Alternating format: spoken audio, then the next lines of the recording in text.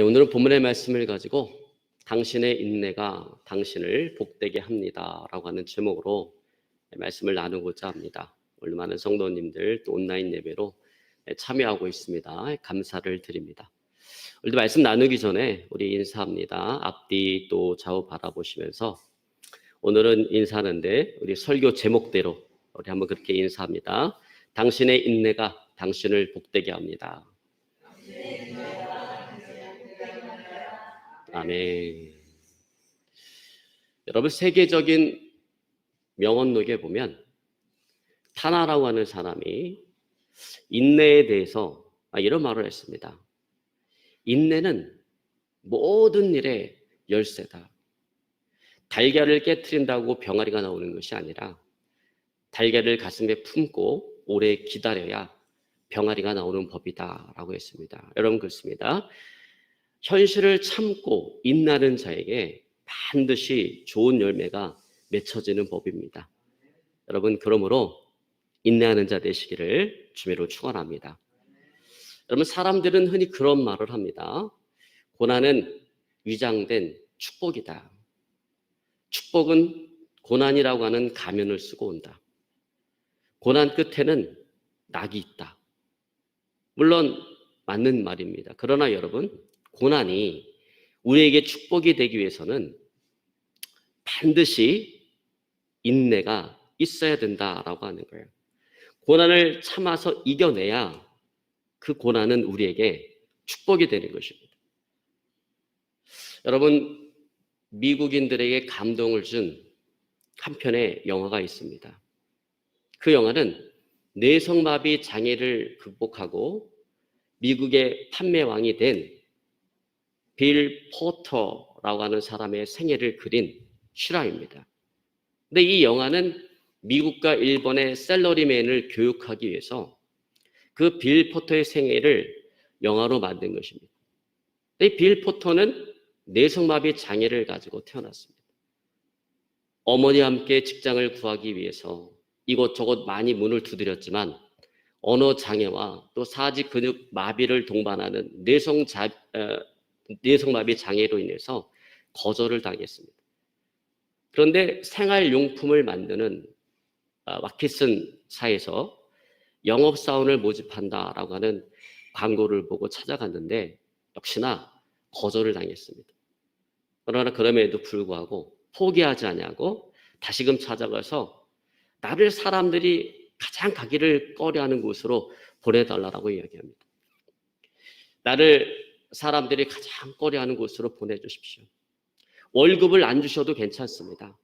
다만 내가 파는 그 물건에 대한 수익금만 저에게 주시면 됩니다.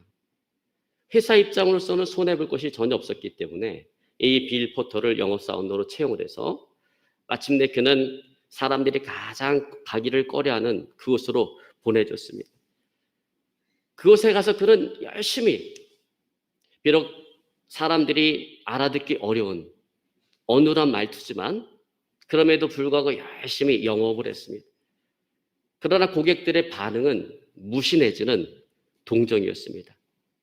한편 빌은 항상 어머니가 싸준 그 샌드위치 도시락을 먹곤 했는데 그 샌드위치에는 항상 이런 글귀가 쓰여져 있었습니다. 인내, 끝까지 인내하게. 빌 포터는 이런 어머니의 응원과 격려를 힘입어서 포기하지 않고 용기를 내서 열심히 영업을 했습니다. 근데 어느 날 늘 빌 포터를 마중 나오던 어머니가 나오지를 않은 것입니다. 아니, 나오지를 못했습니다. 왜냐하면 치매에 걸렸기 때문입니다. 이제는 어머니의 도움 없이 모든 것을 내 스스로 처리해야 된다라고 하는 사실을 깨닫게 빌 포터는 더욱더 열심히 물건을 파기 위해서 몰두했고 그 노력의 결과 판매를 하게 되었습니다.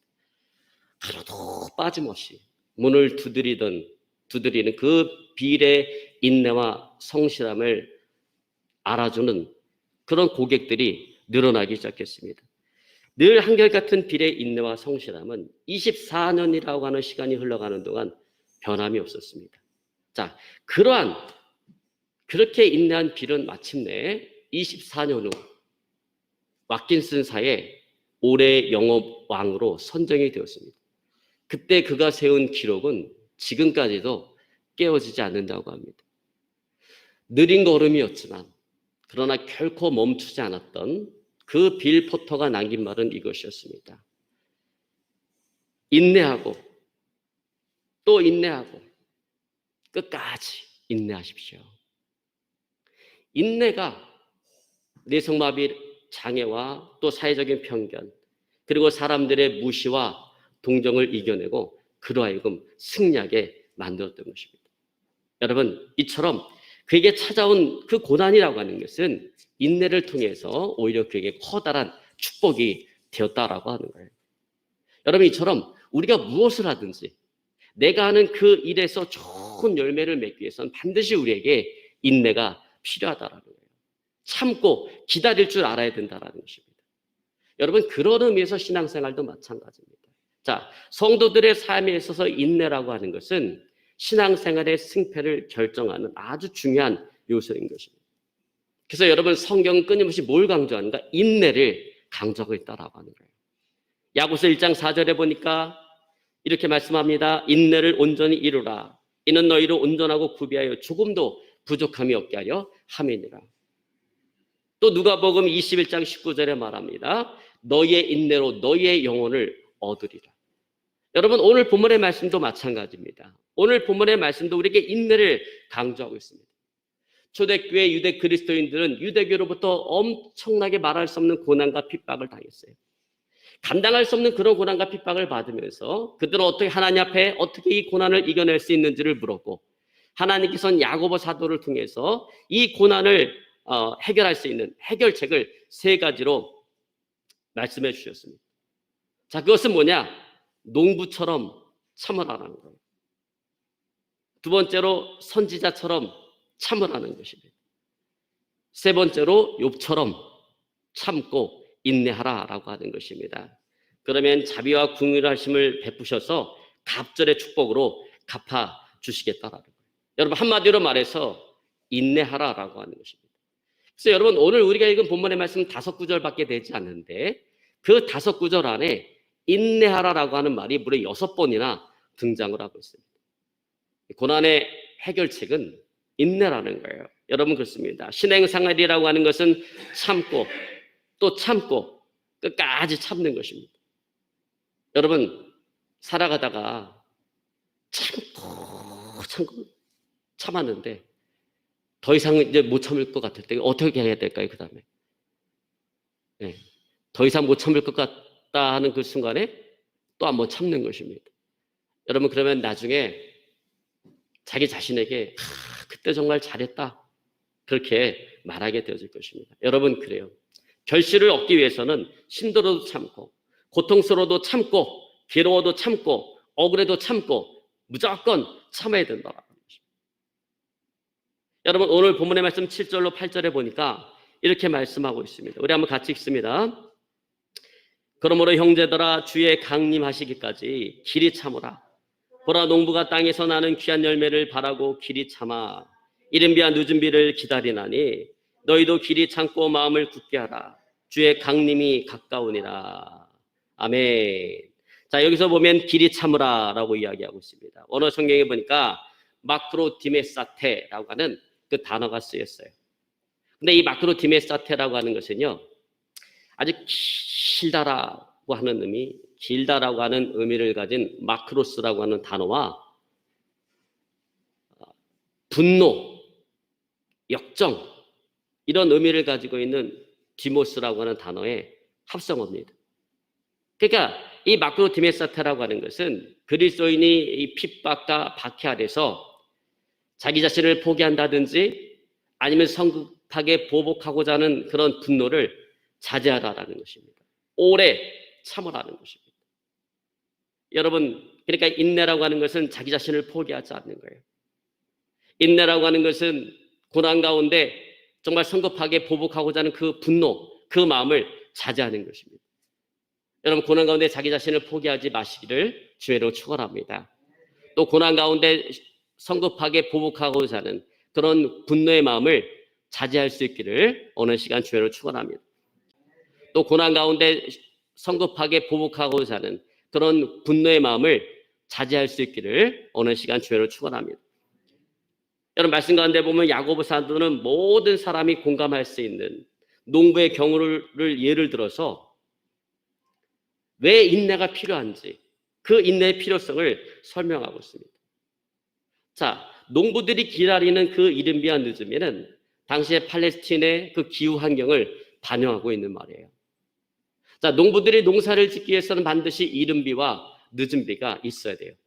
근데 이른비라고 하는 것은 10월에서 11월 사이에 내리는 첫 번째 비를 이야기하는 거고, 늦은비라고 하는 것은 다음 해인 4월과 5월 사이에 내리는 마지막 비를 이야기하는 것입니다. 그런데 이 늦은비와 이른비가 있어야 농사를 지을 수가 있다는 거예요. 여러분 만약에 이른비가 오지를 않으면 땅을 갈고 파종을 할 수가 없습니다.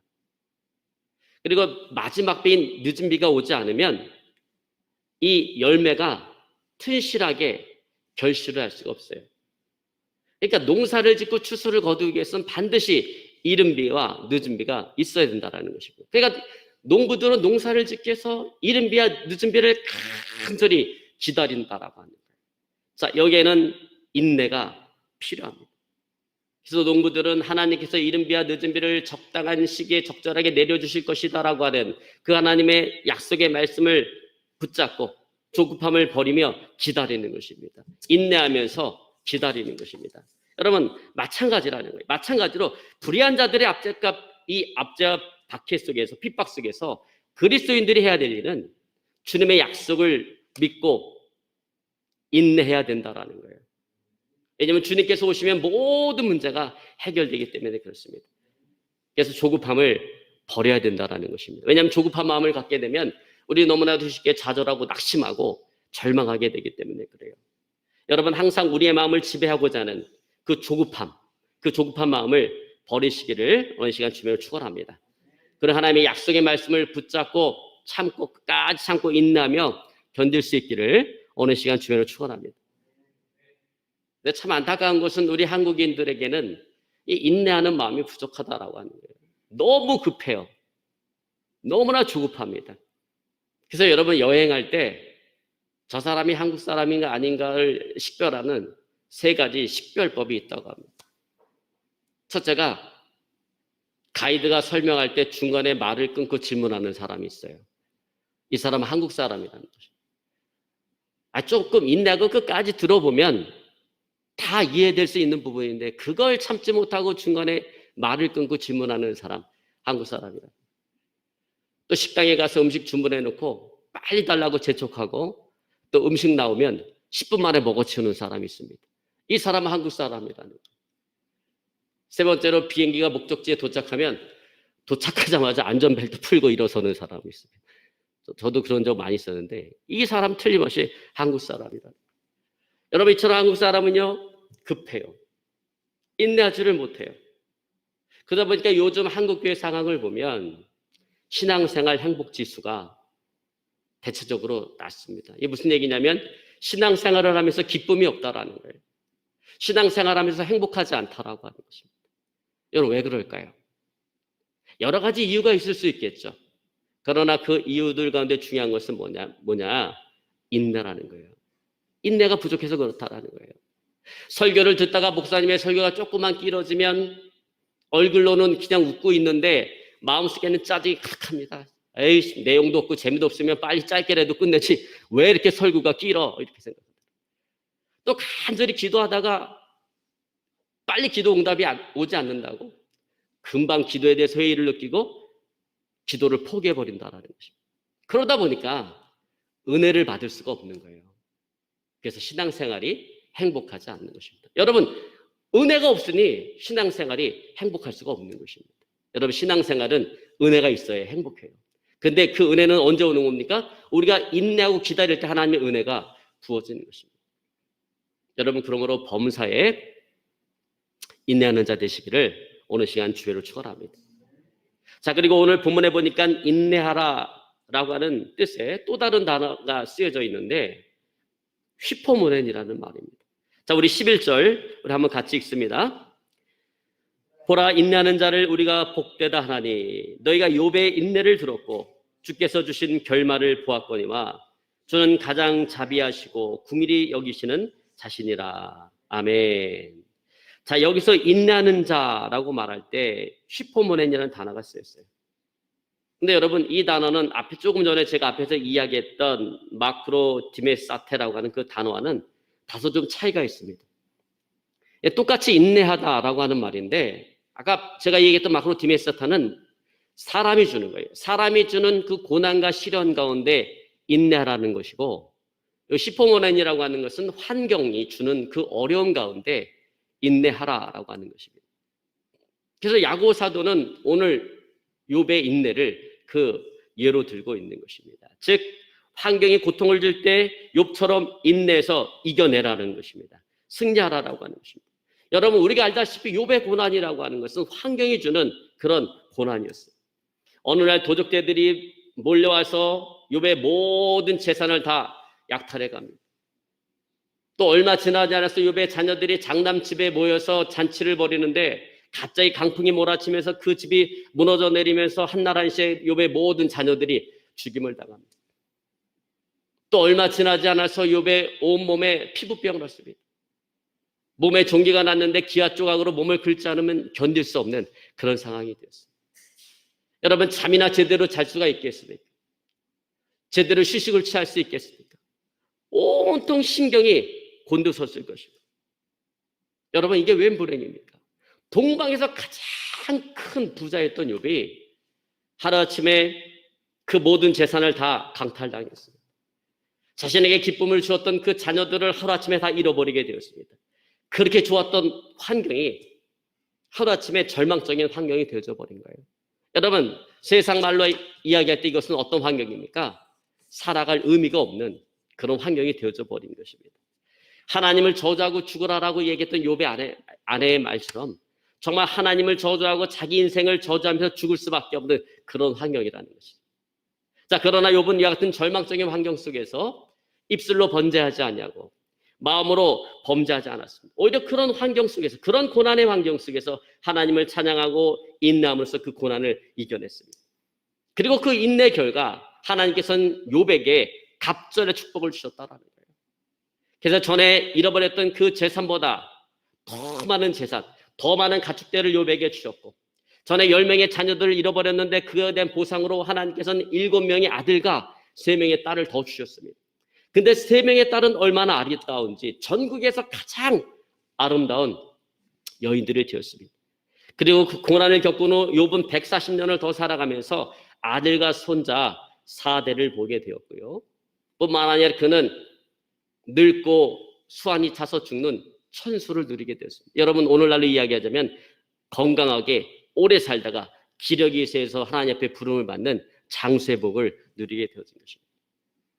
여러분, 이처럼 이해할 수 없는 고난 앞에 욥은 인내함으로 갑절의 축복을 받았습니다.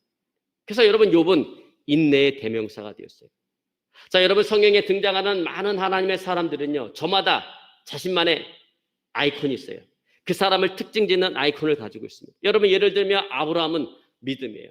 그래서 우리가 아브라함 하면 사람들은 믿음을 생각합니다. 이삭은 순종이에요. 또 모세는 온유함입니다. 근데 욥은 인내라는 거예요. 인내를 이야기할 때 욥을 빼놓을 수가 없습니다. 인내라는 말을 들 때 사람들은 욥을 생각한다라는 것입니다. 여러분, 욥은 신앙생활에서 인내의 결과가 무엇인지 우리에게 분명하게 보여주는 인물인 것입니다.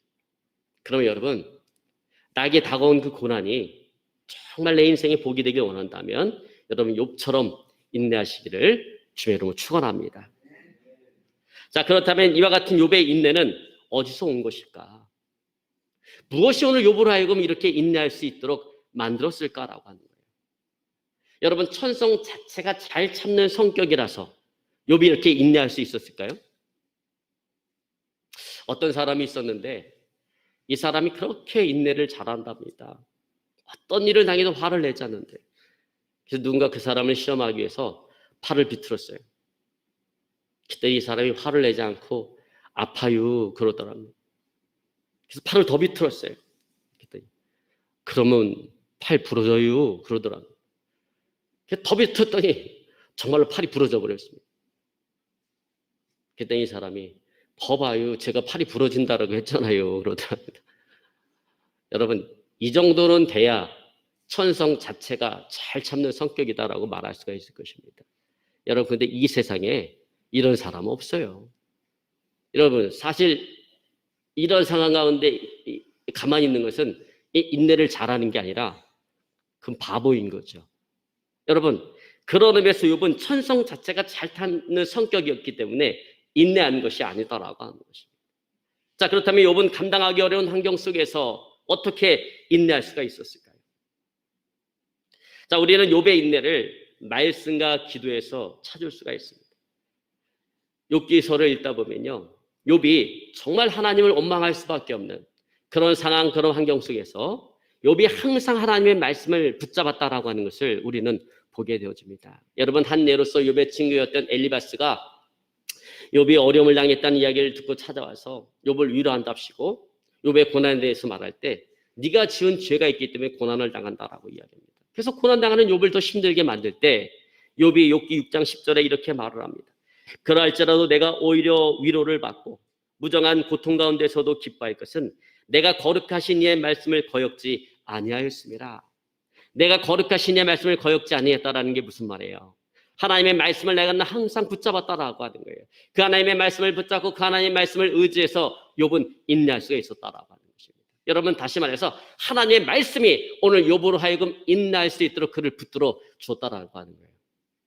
여러분, 우리가 평상시에 고난이 없을 때 우리는 하나님의 말씀을 묵상하고 하나님의 말씀을 암송하면서 내가 그 하나님의 말씀을 붙잡는 것 같아요. 그러나 막상 우리가 어려움을 당하고 고난을 당할 때는 어떤 일이 벌어집니까? 하나님의 말씀이 나를 붙잡아 준다라고 하는 것입니다. 여러분, 믿으실 줄은 초라합니다. 그래서 오늘 욥은 인내할 수가 있었던 거예요. 그런 고난 가운데서도 하나님의 말씀이 오늘 욥을 붙잡아 주기 때문에 욥은 인내할 수가 있었다라고 하는 것입니다. 또한 그는 항상 기도하는 사람이었다라는 거예요. 그래서 인내할 수가 있었다라는 것입니다. 여러분, 욥은 고난 가운데서 하나님을 만나기 위해서 얼마나 간절히 기도했는지 모릅니다. 욥기 23장 3절로 9절에 보면 욥이 기도를 하는데 이렇게 기도해요. 내가 어찌하면 하나님 발견할 곳을 알고 내가 앞으로 가도 아니 계시고 뒤로 가도 보이지 않으며 그가 왼편에서 일하시나 내가 만날 수 없고 그가 오른편으로 돌이키시나 배울 수 없구나. 여기서 우리는 욥이 고난 가운데 하나님을 만나기 위해서 얼마나 힘쓰고 애써 간절히 기도했는가라고 하는 것을 볼 수가 있습니다. 사실 욥이 당한 그런 고난의 환경 속에서 인간의 힘과 능력과 의존은 인내할 수가 없습니다. 감당할 수가 없습니다.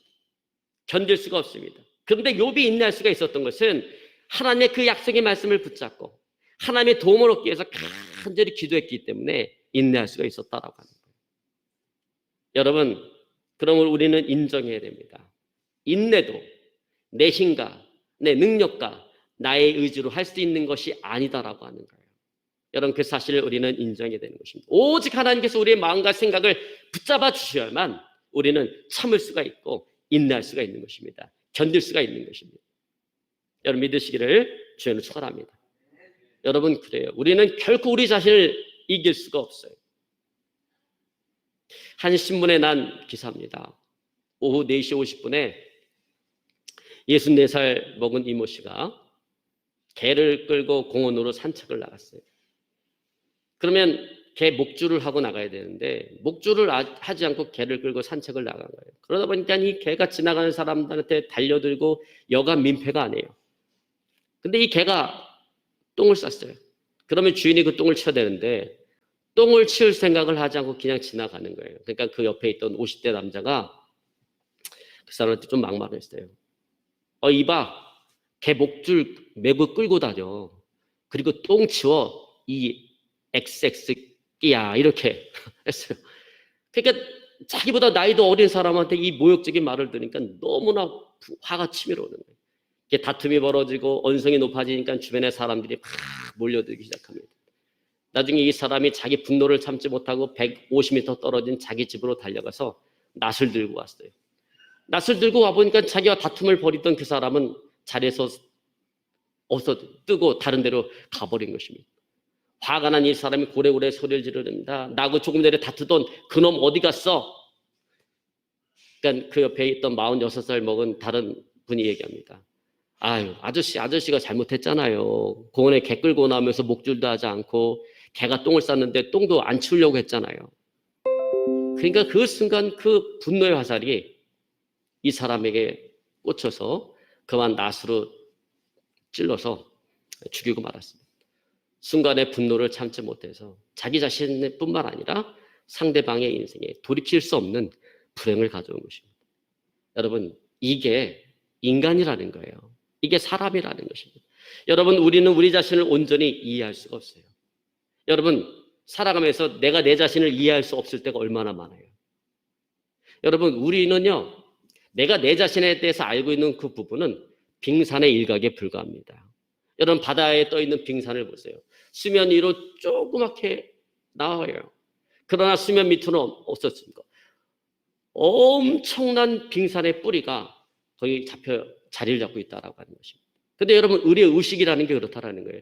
내가 나에 대해서 알고 있는 것은, 내 의식에 대해서 내가 알고 있는 것은 그 수면 위에 있는 빙산의 일각에 불과하다는 거예요. 내가 내 자신에서 모르는 부분은 수면 밑에 있는 그 어마어마한 부분만큼 그렇게 크다라고 하는 것입니다.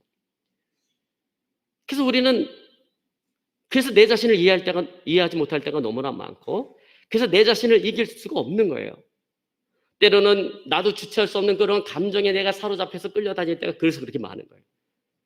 주체할 수 없는 분노, 끊어지지 않는 우울함, 이해를 할 수 없는 그런 불안함, 공포, 이런 것에 대해서 끌려다닌다는 것입니다. 여러분, 그렇습니다. 그러므로 붙들어 주시는 그 하나님의 은혜가 없이는 우리는 우리 자신을 이길 수가 없는 것입니다.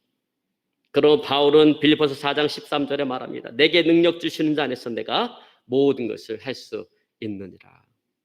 여러분, 이게 무슨 말이냐면, 내게 능력 주시는 자인 그 하나님 안에서 나는 모든 것을 참을 수가 있고, 나는 모든 것을 이해할 수가 있고, 나는 모든 것을 견딜 수가 있다라고 하는 것입니다. 그러면 여러분, 우리가 고난 앞에서 인내해서 정말 욥처럼 갑절의 축복을 받기를 원한다면 내게 능력 주시는 자인 그 하나님 안에 우리가 머물러 있어야 된다는 것입니다. 하나님과의 깊은 교제 가운데 우리가 항상 머물러 있어야 된다는 거예요. 항상 하나님의 말씀을 묵상하면서 하나님께서 나에게 말씀하시게 하고 늘 하나님 앞에 기도함으로 내 자신을 비우고 하나님의 그 능력으로 덧입힌 바 되어야 된다라고 하는 것입니다. 여러분, 말씀과 기도가, 오직 말씀과 기도가 연약한 우리로 하여금 욥처럼 참고 인내하고 하나님의 때를 기다리게 하는 것입니다. 여러분, 믿으시기를 주의로 축원합니다. 이제 말씀을 정리하길 원합니다. 그래요, 여러분, 인내가 우리를 복되게 하는 것입니다. 당신의 인내가 당신의 삶을 복되게 하는 것입니다. 우리에게 찾아오는 이해할 수 없는 그런 고난 앞에 인내함으로 그 고난을 통해서 갑절의 축복을 받는 저와 여러분의 삶이 되어줄 수 있기를 이 시간 주의로 축원합니다. 그리고 이를 위해서 항상 하나님의 그 약속의 말씀을 붙잡고 또 성령의 도우심을 간절히 구하며 살아가시는 저 여러분의 삶이 되어줄 수 있기를 오늘 시간 주의로 축원합니다. 오늘 말씀 붙잡고요, 간절히 하나님께 기도하기 원합니다.